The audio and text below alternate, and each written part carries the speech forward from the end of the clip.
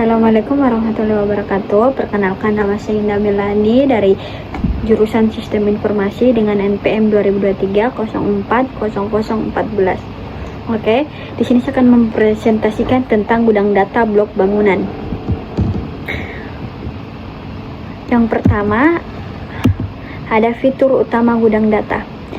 Fitur utama gudang data ada beberapa poin. Yang pertama, terintegrasi data yang berasal dari berbagai sumber, database, aplikasi eksternal yang terintegrasi, konsistensi format, naming convention, dan satu ukuran. Berikutnya, poin kedua, subjek. Berbasis subjek bisnis. Subjek bisnis, data dikelompokkan berdasarkan subjek bisnis, misalnya penjualan, pelanggan, dan produk.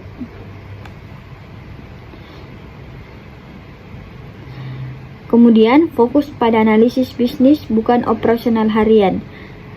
Yang ketiga, time variant, menyimpan histori. Menyimpan histori terdapat beberapa poin. Data disimpan dalam rentang waktu yang tertentu, kemudian memungkinkan analisis tren dan perbandingan periode, dan poin keempat ada non-volatile, stabil atau tidak berubah.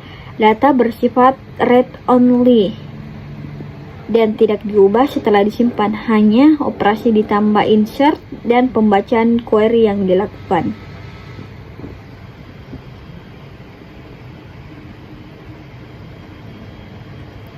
Yang kelima, dukungan untuk pengambilan keputusan.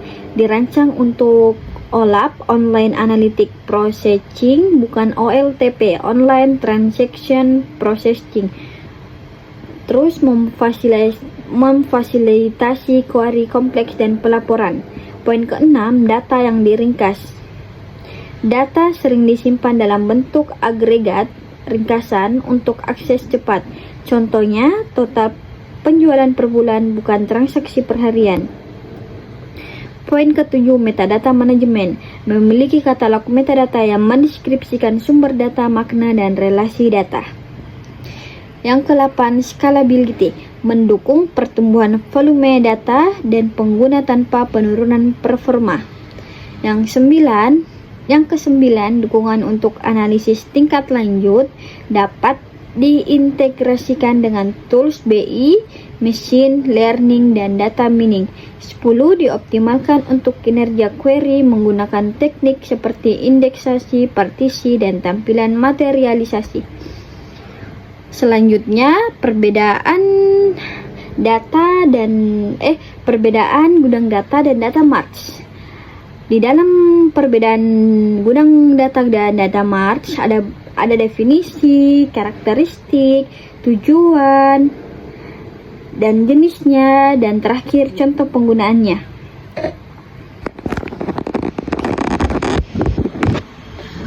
Di dalam gudang data dan data marts,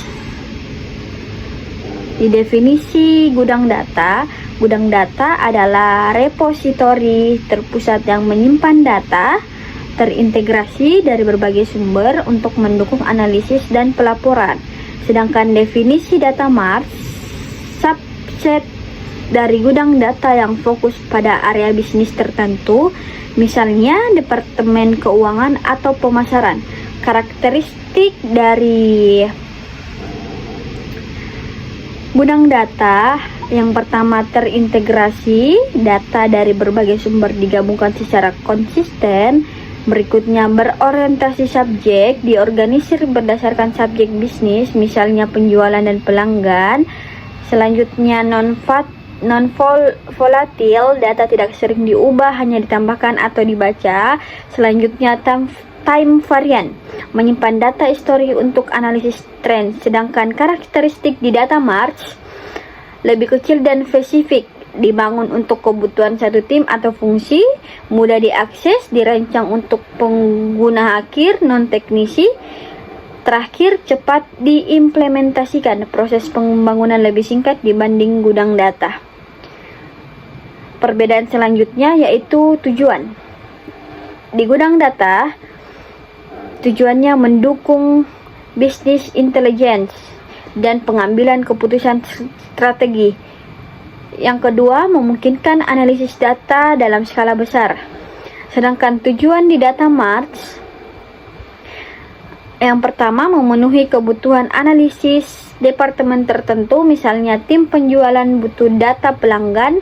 Yang kedua, mempercepat akses data tanpa mempengaruhi gudang data utama. Perbedaan. Oke, selanjutnya di arsitektur atau jenis di gudang data. Biasanya terdiri dari lapisan sumber data, ETL, penyimpanan data, dan akses dan analisis. Sedangkan jenis di data Mart ada dua. Yang pertama, dependen dan independen. Dependen terhubung langsung ke gudang data pusat, sedangkan independen dibuat terpisah tanpa gudang data induk. Yang terakhir, contoh penggunaan gudang data dan data Mart. Di gudang data, contoh penggunaannya laporan kinerja perusahaan, analisis tren, penjualan multi tahun. Sedangkan contoh penggunaan di data Mart, laporan bulanan departemen pemasaran, analisis inventaris gudang. Bisa kita lihat di samping perbedaan dari gudang data dan data Mart secara singkat.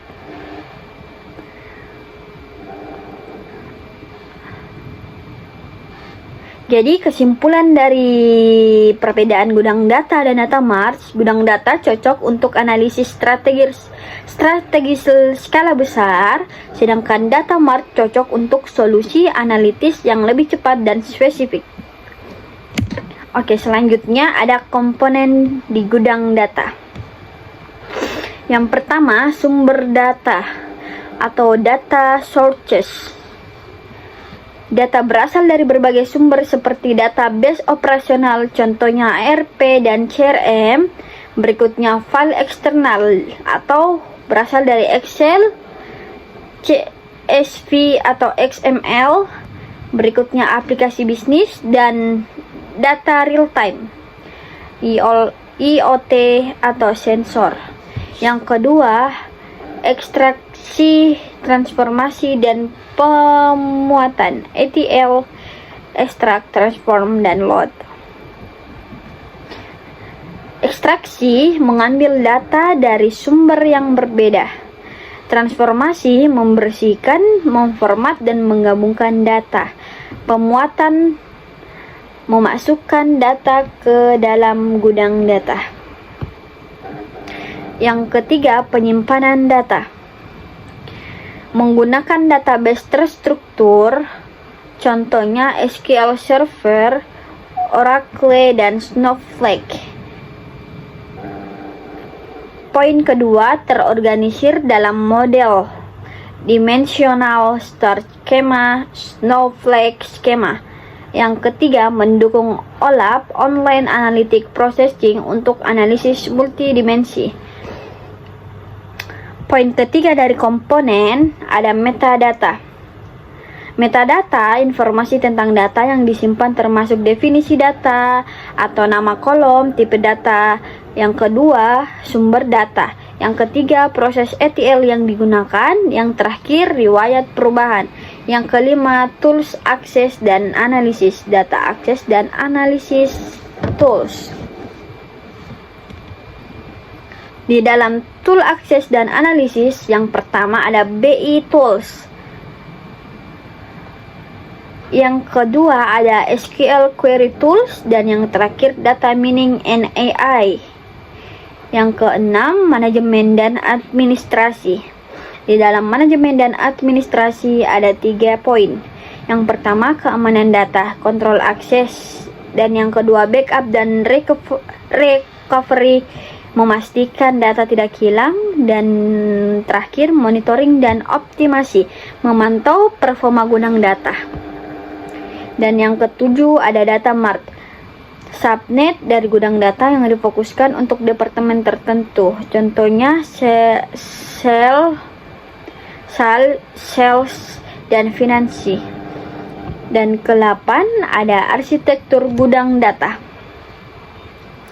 Yang pertama single tier, sederhana, jarang digunakan. Dan yang kedua, two-tier, pemisahan sumber dan gudang data. Yang terakhir, three-tier, sumber, staging area, gudang data, dan data mart. Dan yang terakhir dari komponen ada keuntungan gudang data. Yang pertama, konsistensi data dari berbagai sumber. Yang kedua, mendukung pengambilan keputusan berbasis data. Dan yang terakhir, performa query lebih cepat untuk analisis besar. Dan yang berikutnya,